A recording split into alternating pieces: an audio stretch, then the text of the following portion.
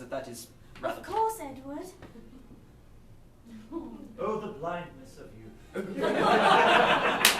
This, of course, all of these gifts that I've made you, all of those tiny trinkets and music boxes and small gifts to place along one's mantle as they look upon their face in their looking glass. Or as they're technically known, mantle clocks. I do have one more for you. Oh, no, it cannot be. You have bestowed many a gift upon me already. And it shall not be the last. And I presented to her a representation in finely hammered metal of Muffles, her smallest cat. If I may. Oh, why, yes. I say it shall be the love story of our day. Yes. Oh, he's so kind to her. Oh, mark how they regard each other, Miss Hardwick. Oh, it's lovely, isn't it? Edward, I know not what to say. It is the most beautiful gift I have ever been given in all my life. And who knows how such conversations as that might have ended for the two of us, had not such fierce and sudden interruption broken our converse. My dear Clarissa, Yes, Edward. if I may speak frankly, Please, I would that you would. of all the gifts that I have... It's me, your mother. Yes, Mamma! Mrs. Greenbridge. It's lovely to see you, lovely. Miss Clintbush. Mamma! Edward, you must come at once. It's very dire. You must come back to the smithery. Mamma, what's happened? There's no time to explain. Well, Oh, he has smote his hand. Papa! No! Edward! Yes, Papa? The tongs did slip from my hand, Papa! hurl themselves against the wall, then rebound upon the forge, and then fell mightily upon...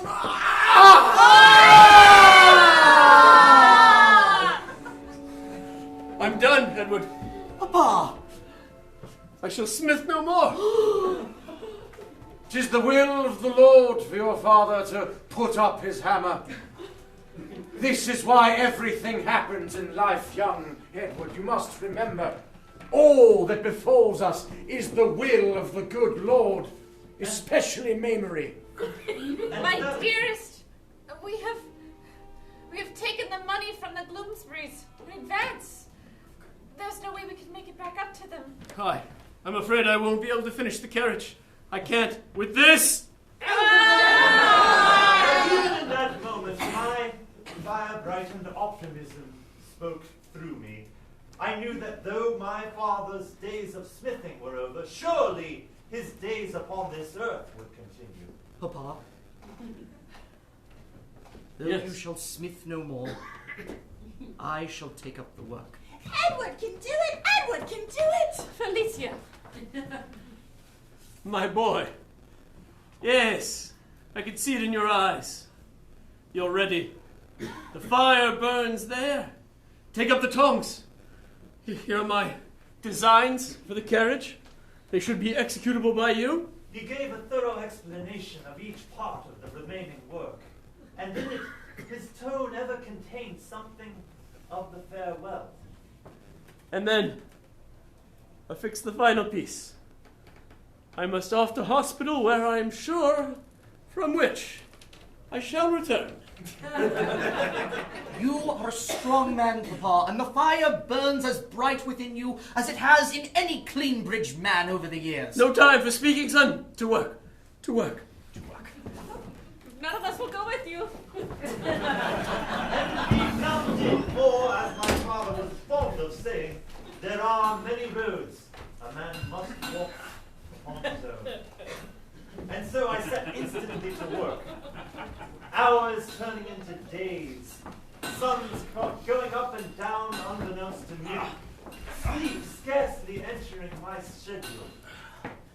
Hammering and beating, with only young Felicia to occasionally distract me from my efforts. And then the puppet said to me, where shall you go on Sunday? And I said, why, to church, of course! Ah,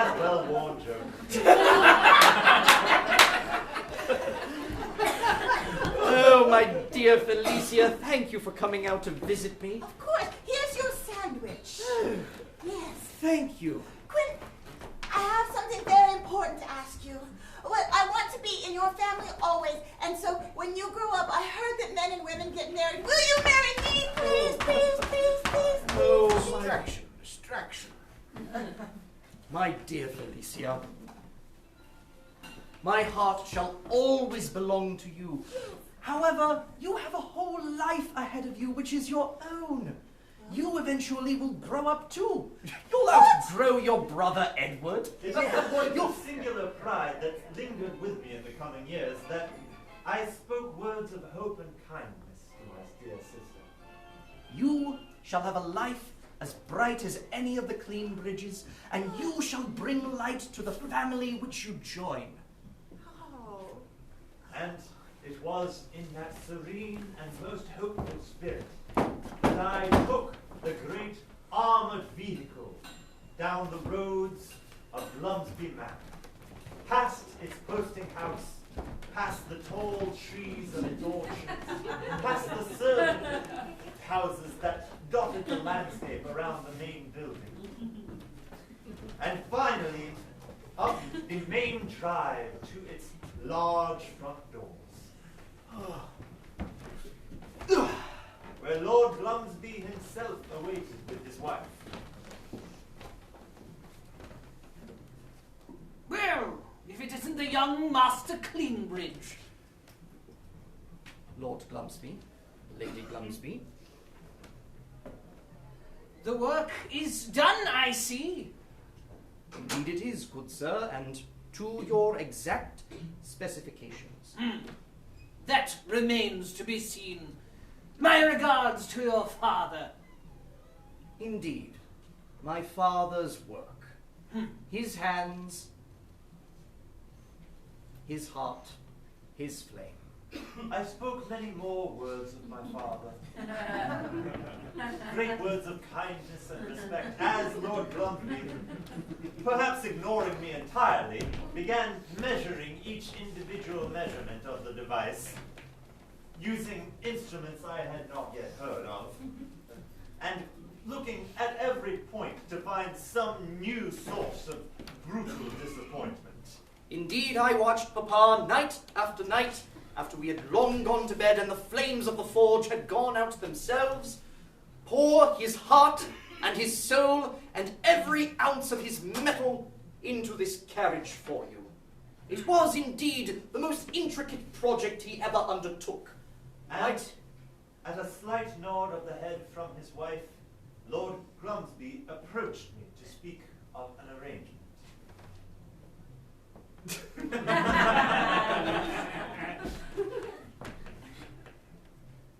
This is fine work, boy. Come, I wish to speak to you of an arrangement. My dear husband, may I reside? As you like, dear wife. As you Every like. request for permission that his wife offered to him seemed but to limn the shapes of permission, and in fact, the wife really was in charge of the business, as they say among the newer rich. I shall remember, of course, the details of the arrangement. Well, yes, you must remember the details of the arrangement, or else the arrangement might have failed. Do not fail me. Oh, shouldn't dream of it, darling. I fear as though I'm being left out. My dear boy. Lady Glumsby. All of a sudden, I found myself greatly wishing I could be left out. You are but very young. There are some matters of the heart that you will not begin to understand until you are much, much, much older. Matters of family business that only a wealthy person could possibly contemplate.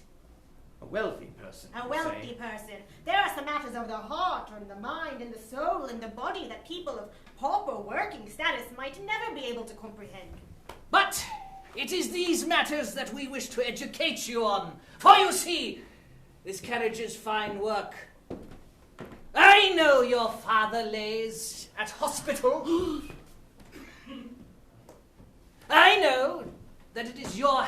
that have shaped this. And so, you shall come and work for me. For me? You shall be in our employ. You shall learn business. You shall further your craft. And You shall away with us and leave behind your friends, your family, your poorer relations. What you might not know is that my husband and I have already given 10 shillings to your family for you, for your services. They've sold you, my boy, to us. Yes, I can see that you might feel faint and wish to rejoice the at such... shock was intense. It was as if I could see in my mind's eye my dear remaining family happily accepting the smattering of coins They were for so... my perennial service. They were filled with joy when we handed over the money. It was though their hands had never touched such coins in their days. My boy, you will have a much more pleasant, resplendent existence here with us in the manor. Why, you'll have a quarters of your own. Quarters of my A quarters of your own. You won't have to share it with a sibling or another person of another body. This is not what I wish for my life, and this is not an acceptable arrangement. And with that, I stormed off, past the front doors, past the servants' cottages, past the posting house of Coventry Manor, and directly back to the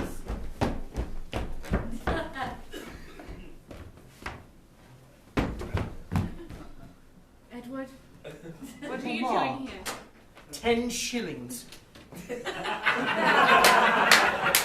this what I am worth to you, Mama? Edward, your father's injuries are far graver than we thought, and his hospital bills are mounting. I do not even know if he will survive. He has been in such pain. He shrieks at night, and he is delusional by day. I must after father. At this instant, I must after Papa. Edward! It is that most sad thing to watch one's own relations pass from this earth.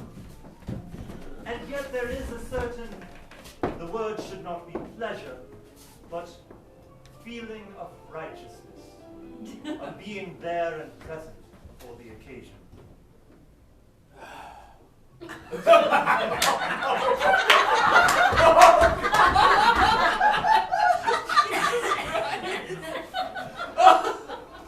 It was but a moment too soon for me to say those words I had intended to speak to him before it was too late. And so I intoned them anyway, knowing that they fell upon ears that would never hear sound from this world area. And thus, the light was passed from your eyes. Yet, a clean bridge. The fire never goes out, because the fire is carried on by his kin and his forge. Pardon me, not to be a nuisance, but there is the matter of the bill. Oh, yes, sir. His explanation was thorough and done with many ledgers and accounting books and speaking in many terms of jargon, of usury and interest and charge masters and such strange phrases that sounded like some form of Italianate nonsense. So you see, if you just sign here the affordable fixed rate of the loan that we give upon you, Canzione, will of course be when you pay us back for the inflated amount, which will then make the balance of which go away until the following year per annum, of course, when... I asked merely for the figure, the total, the amount. How much? This annum? Well, this annum, presently annum. Presently. That will be a mere £3, 4 farthings, 3 threepence, 2 shillings and a halfpenny. Now, this may not sound like such a great amount of money to you, but that is to ignore the effects of inflation and compound interest upon the world of one's buying power. He had demanded of me more money than I earned. More money than my family earned. There is, of course, the additional poverty fee that is tacked on. And with this running tally, it soon came to more than the smithy would be worth, or more than I, as a smith, could ever hope to earn. Oh, of course, yes, I shall pay you presently. I must only fetch my purse yes. from the carriage. The good doctor explained the consequences if the payment was not to come. And of course, if payment is delayed for any reason, your family, your father, you, will be harvested for organs.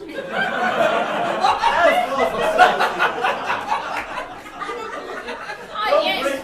One moment. I believe we've just had one pass. Bring her here. Yes. We can shoo this one out. Yes. Go away, boy. We need this bed. Yes. Oh, this one is good. Oh, no, she's quite. Oh, yes. Russell! How helpful! Just toss him on the pile. Now, there is the matter of the bill. And so one corpse gone, another in its place.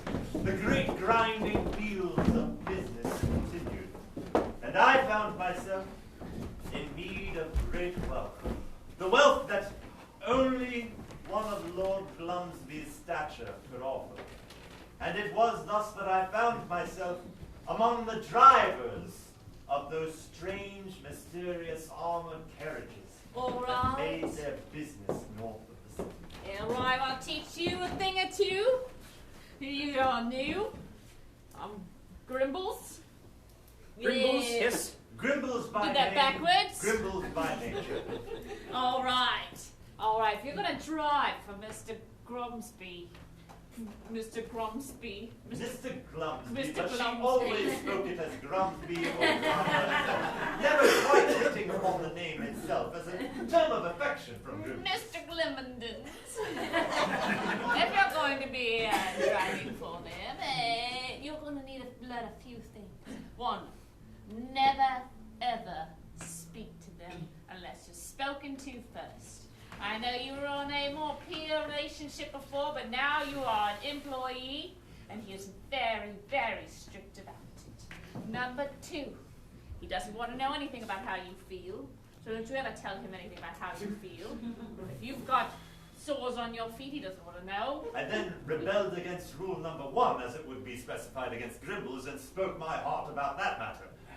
This is indentured servitude. This is near slavery. One not being able to speak the desires of their heart, one not being able to converse with their employer as if they were another human being standing in front of them. Oi, the shriekings! But so it is among the classes that those who serve must serve as near slaves to those who employ. Rule number 3 came soon after, and that was the worst of all. 1 meal a day. Now you may be thinking at this point, dear readers, that that meal would be sumptuous and containing enough food to serve a man for an entire long day of riding through the Northlands. You would be wrong. Now, on some days, you'll get a hot potato. But on other days, you'll get a cold potato. Sometimes it'll be a nice bit of gruel. Sometimes the core of an apple. The list of foods went for most of that first journey. 1 lima beans. Strangely, many of them being mere variations on the hot and cold potatoes. A cold carrot. A hot carrot. Oh, you're learning a lot, Edward.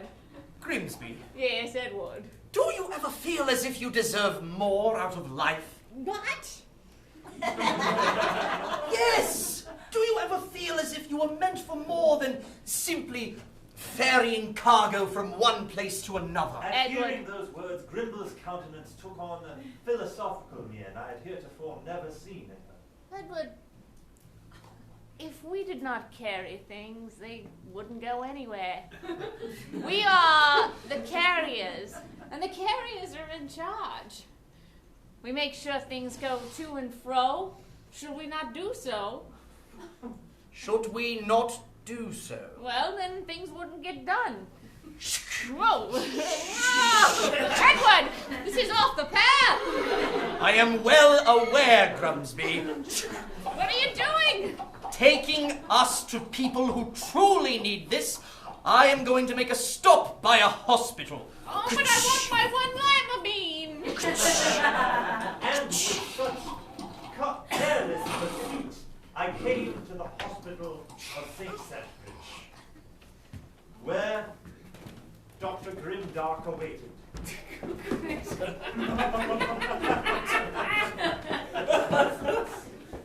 I've never been in a building as nice as this. I am afraid it took a little time to gather. I apologize for that. This is not a problem that I am concerned with. Well, it's all in the armoured carriage down there. It is afterwards an awful lot of money. Ah, well, that I will lift a finger for. I shall go fetch it from the armoured carriage and bring it henceforth. Edward, you're not going to get any carrots you behaving like this. Mr. Glumsby has more money than he knows what to do with. He won't miss this paltry amount. Whew.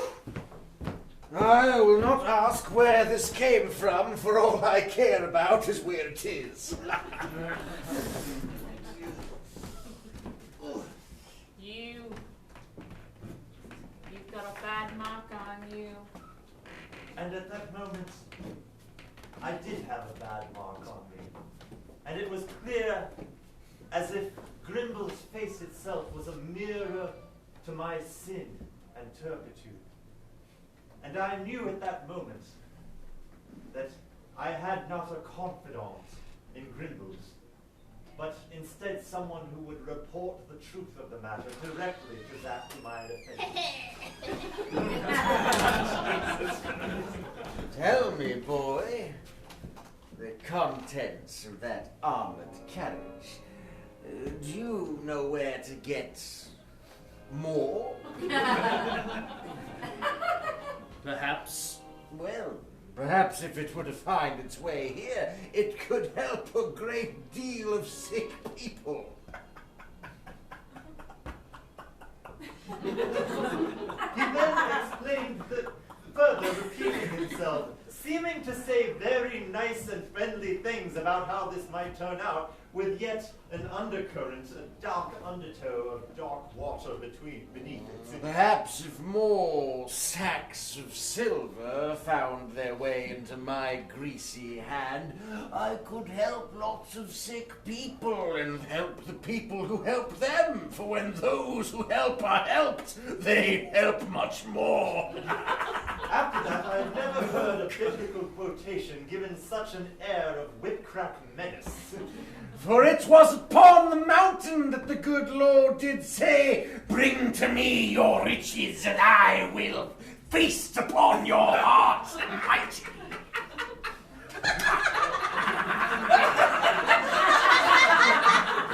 My return to Lord Glumsby's manor was one wherein I seemed to still carry that armoured vehicle upon my back in spirit. Mr. Grimbleston's. Lord Glumsby, Grimbles. Reverend Vicar. Sir. That will do, yes. Edward. He then used the popular lower class euphemism for what I had done. A scapered. Scap it off with your gold. Did he now? Yes. Grimbles! Yes, Mr. Gurnson. You are a right rat think, I do believe. I want one lima bean. Oh, Grimbles for bringing me this news. You shall have 3. But they shall be cold! Do not go taking my momentary kindness for familiarity! But 3 cold lima beans, Grimbles. That shall be all. Thank you. Well, I can use my knife for once. Lima beans. Yes, very good, very good. And so Grimbles went on to her expected feast. I overheard that entire conversation as I was retiring back here with my tea. Lord Glumsby, Ah, I shall continue on with my next assignment. The carriage has been delivered to its proper place. oh, has it? Yes, of course, sir. To your exact specifications, exactly where it should go and nowhere else. In the moment that Lord Glumsby rested his hand upon the only exit to the room, it intimated that something had gone seriously awry. Exactly as I specified. And in that moment I learned that of the 2 of them, Lord Glumsby was as an angel of virtue and kindness compared to the cruelty his wife was capable of. My darling. Why? Do you know what they do with boys like you where I come from? Boys like me. You mean Boys like boys you. who work hard, who are made of the... Her next words cut my excuses short. Criminals. Criminals. Criminals. Criminals. Criminals. Thieves. Scoundrels. Garbage. Each invective noun heaped upon my spirit, breaking a spinal feeling in the core of me that something had gone slack, for she recognized the sin that I saw in myself. Worthless scum, townsperson, son of a blacksmith. She then explained what was done to such folks as myself. Folks as you where I come from. Folks who do not ascend the ranks of society like myself, why, they find themselves out on the streets of London, without not a potato, a carrot, or a lima bean, hot or cold to feast upon. They eat dirt with their bare hands, and they live among the sewers with the rats and the mice and the urchins. And they are feasted upon themselves. They become meat for the urchins, meat for the rats, and then their bodies, their corpses decompose for everyone to see. And then sometimes somebody from the town will discover the body and then bring it to the cobblestone streets and say, "Town, town, town, come here and look upon this body." It was in this way that she made my assignment to a debtor's prison seem a kindness. Retire to our dungeon. It's where you'll stay. Oh, we are so fortunate for the 10 shillings that we received for you. At least you won't have to be in the sewers. Every prison holds in it a grey, dark coldness that goes beyond its bars and its walls. But Glumsby prison, where all the debtors in all the lands that could be seen from Glumsby Manor were sent to while away hours looking upon death itself as mercy. Glumsby prison transgressed even that low bar of evil. Oh, thank the Lord he sent the Reaper to take my soul! Oh, thank God! I'm free! I'm free! Humphrey! What is it, Wilkinson? Humphrey! Yes, You're screaming again. I'm sorry. You'll wake the rats. Oh, And when the rats are awake, they stop to eat. Indeed, it was already too late for that, as a strange rustling and chittering was heard from each direction without repentance. Oh, I hope they don't eat my other toe this time! what are you...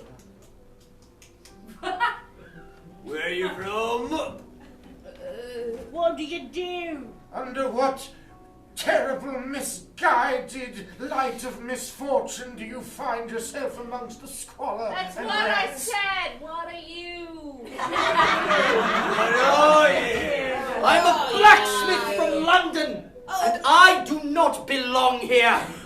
None of us belong here. Yeah, I'm innocent. I'm innocent. I belong. Boy, keep it down! And that pronouncement was how I had introduced myself, but as days turned into weeks, stories became the only thing that kept one's mind within its right bounds. And so I explained the entire story start to finish. The early childhood of happiness. But what happened to the young lady you almost had a conversation with? Can only assume she's married to a man much better. Wait, why did your sister want to marry you? It was a moment of adorableness. Indeed, I felt that old Humphrey was perhaps more in love with Clarissa Havisham than any person who actually knew her just from my glowing reports. And she has eyes as bright as any flame inside of a forge. She has a face as warm and kind as a freshly smelted piece of iron. Thus inspired, Humphrey explained how he felt the story of us two should end. You must find her. You must find a way out of this wretched, rat-infested squalor and make your way to your lady love. For if you don't, I will have lived and died in vain. For a story like that must not be told without a happy ending. I must have my happy ending. Please give me my happy ending to your tale. Humphrey received his greatest wish. I'm dying.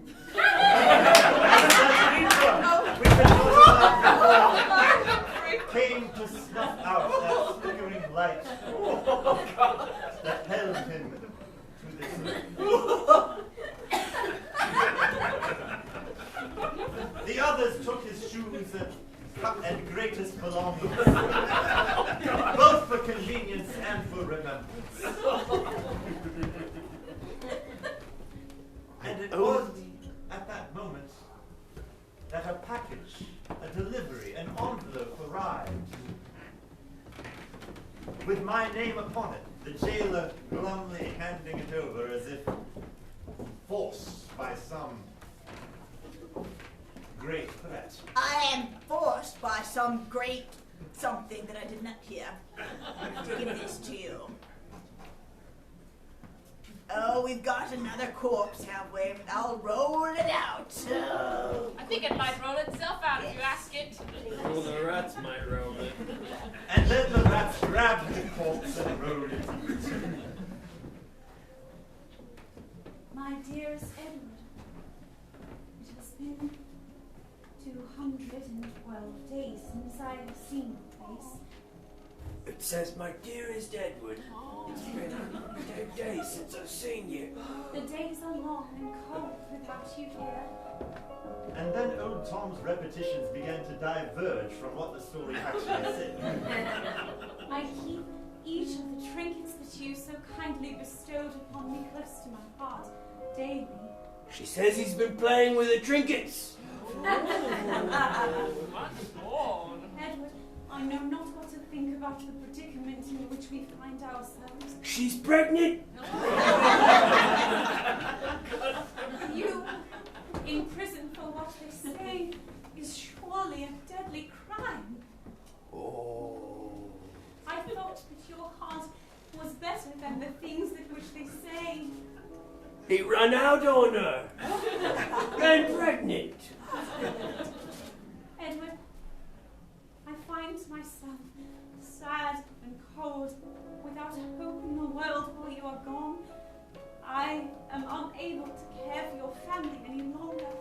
She's asking if he's got any friends. I fear that I may have to marry that disgusting man my parents would wish me to. Ah, yes, Samuel Thornbridge. A great man with great appetites that always seemed to trail off his sentences into self-satisfied snickering. Ah, Samuel Thornbridge. Who are you writing? No, good sir. I'm merely practicing my letters, for I know that when we are married, I will have no use for pen. Did she pause in the letter? Yeah, it's been a while. Let me finish, and I will come to you to dinner. Yes, see that you're ready for dinner. I feel my appetites are quite inflamed. Perhaps she's talking to someone else. Dearest Edward, should I have to marry him, I fear my life shall be over. Please, dearest, find a way back to me. She's been married off to some plonker. Oh. You have my heart always, whether in this life or the next. And with that, and the name Clarissa Havisham, the letter ended. I vowed to get myself out of that prison, but as days in fact became years, and lines of age appeared upon my face, my vision not what it was, streaks of grey making themselves known, and my boyhood beard falling out all at once. I found myself more aged and I'd hoped wiser in that self-same cell. Edward, we've got a new plan. Yeah. To get you out and reunite you with your love. Bound to work. Plan number 4,842. 4,842, yes. I'm thinking maybe you can slip between the bars. Yes. You've grown so thin. This is very true, but we know that once I pass between the bars, the warden will simply come back and throw me back in. Oh, we'll distract him. That did happen on plan 2,765. What possible measure could handle that? Oh, what if I lifted up my skirt and showed him my ankles? All But right, King Wenceslas looked out on the feast of Stephen, when the snow lay round about, sweet and crisp and even, brightly shone the moonlight. Indeed, old Tom, any reminder of Christmas reminded old Tom of the family he had lost. Oh, Christmas has come again. My old soul is weary. They've forgotten me by now for certain.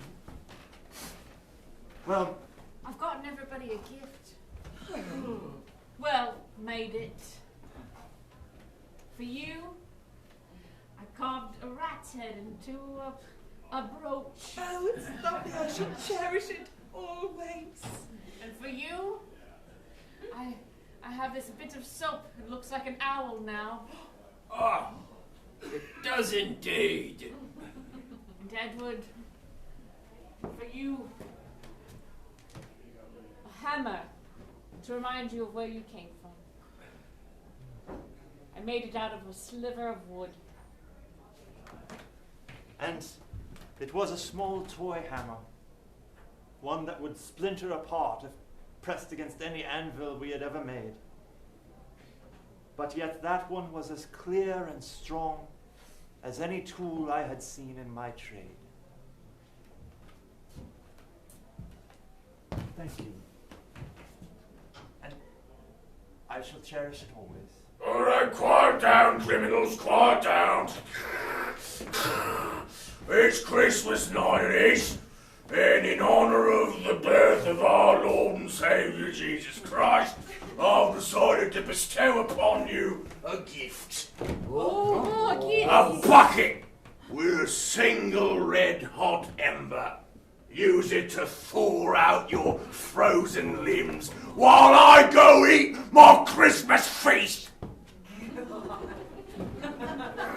Edward, an ember. Didn't you deal with fire and forging? Well, of course. I think I know what I can do with this. I'm very glad you do. Have a little shaving of the iron bars here, and thus placed so, and using this tiny little hammer, into a perfect. Where is that glass of fluid that we have? Oh, right here. I've been saving it up. I'll spit. And I shall use this as a pair of tiny tongs. This feast is delicious. I shall have to kip for at least 30 minutes after I eat this. Going to sleep. It looks exactly like the key of our jailer. Click! My talents had not left me.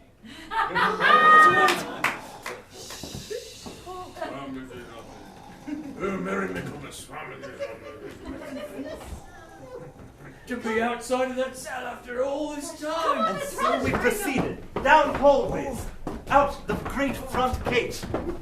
And what did I see upon our escape but a familiar face? Young Thomas, the fellow who had dreamed of being a great lord, had somehow in those last several years achieved his goal. As I live and breathe. Thomas Bainworthy. Edward Cleanbridge. Edward Cleanbridge. And these are my friends. Hello. Some friends you've made. All most unjustly jailed and interred in Glumsby debtor's prison. I owed a halfpenny on my mother's hairpiece. A halfpenny? Oh dear. And you, sir? I stole a loaf of bread A loaf of bread. off of a windowsill. Huh. You can get 20 years for that. I We have did. indeed. And you, Mum? I tried to use the bathroom without permission. These are no crimes, and tis Christmas. My dearest husband, your dinners. Do we know her? Everyone gasps. Brother. Dottie! Yes. Where have you been all of these years? I have been roaming untoward and unloved for a family that had sold me. Well, I was also sold as a young child. We were all sold. We had to pay for father's Care and feeding, yes. Fortunately, I was sold to a milliner's place and I made a lovely great hats. story proceeded from there. The great reverses and ups and downs of her life that had finally led her by wild coincidence into the arms of young Thomas Bainbridge. And that's where we met. I assumed you would have just known her from childhood as you knew him. Hang on. Those two never crossed paths. Spend time with a friend's sister. It's not done. But I know that you must use your resources to get me to wherever my poor remaining friend, Clarissa Havisham. Oh. Oh? Well, it is her wedding day. Yes. She's getting married on Christmas. Yes.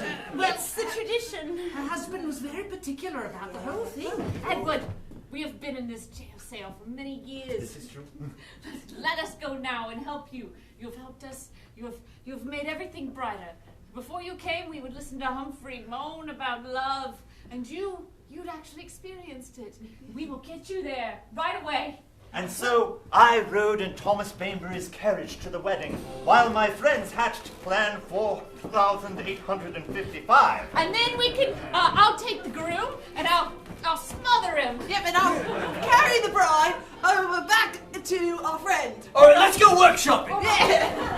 My dear sister, what a fun day it's going to be. Why, you're going to be married to a man with a tremendous appetite. What a lucky woman you are. I only wish someone loved me half as much as someone loves you. Oh, what a wonderful day it's going to be. There will be flowers and music and oh, it is Christmas. Look, it is snowing, the first snowfall. You might say that Jesus would be smiling upon us. And like the falling snow, a single tear welled in the corner of Clarissa's eye and dropped to the floor beneath. Fairest Lord, I know that on this day many, many generations ago, you saw fit to come to this earth to save us all from ourselves. My only wish today would be, take my life. I do not wish to be married to this man. That is not a happy thing to say on a wedding day. This is not a happy wedding day. Oh, it is so dramatic, Clarissa. So dramatic. It's a beautiful day. It's your wedding day. Oh, and you look so beautiful in your gown. Oh, you could say that you're a child of the sky of the Lord. Oh, and You is my bride! Hey, Mr. Beard! That must... Oh, my sister! Oh, my sister!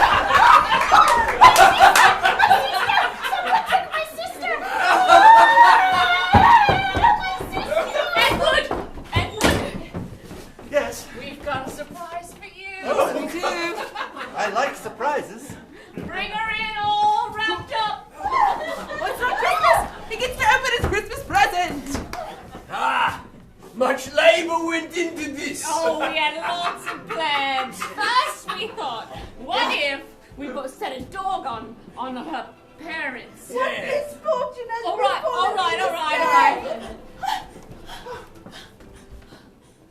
Did you kidnap her? Yeah. His face.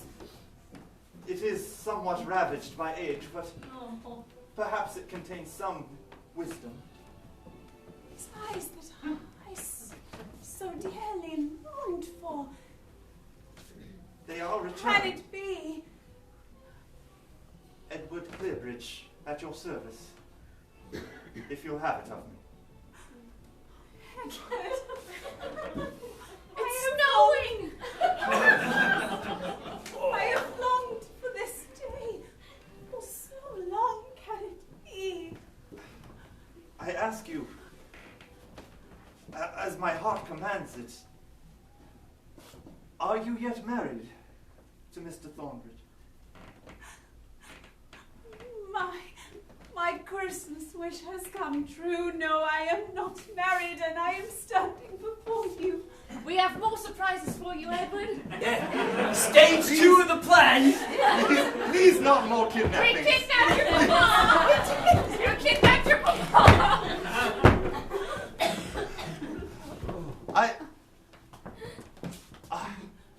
My boy. Mr. Havisham, No, it's just your grandfather. Oh, you two look a lot alike. You've aged so much. You are the spitting image of your dear departed father. I say, get your hands off of me! I'm coming willingly! I'm coming... Did you kidnap Thomas? Why? Kidnapping is not...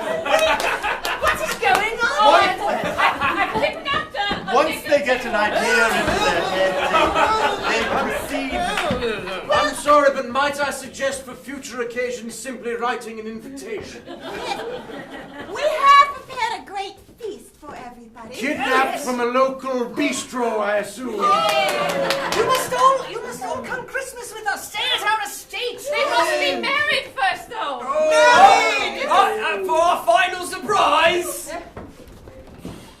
Oh, it's a wedding! It's a wedding! Oh, I'm so happy! I don't care! The bishop.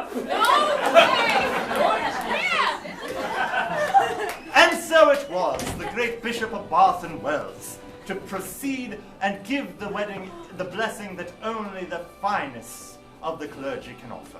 I apologize for my excitement before, by the way. I just do love marriage. Oh, by the holiest of lords, in the name of names of the God of... Wait!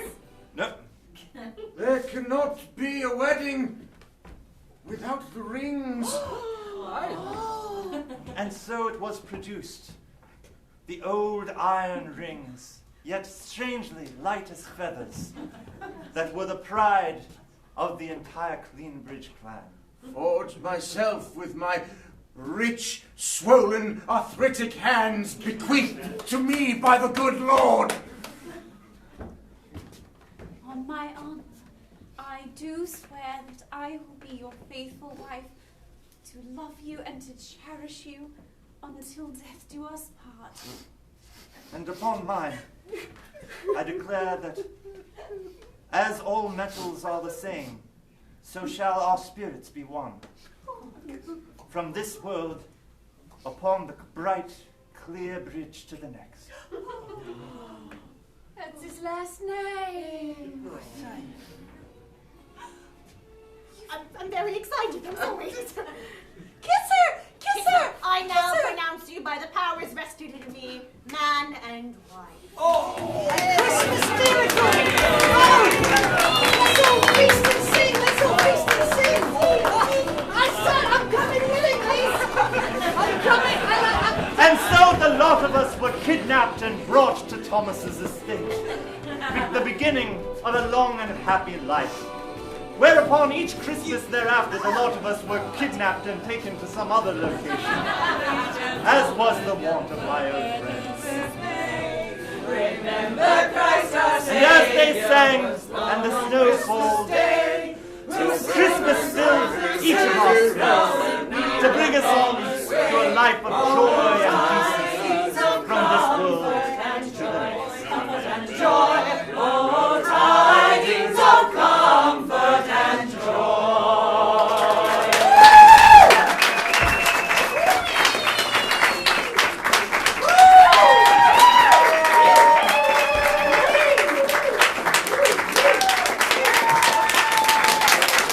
Ladies and gentlemen, you have borne witness to Bar Humbug and improvised Christmas Dickensian romp. Thank you very much for spending your time with us.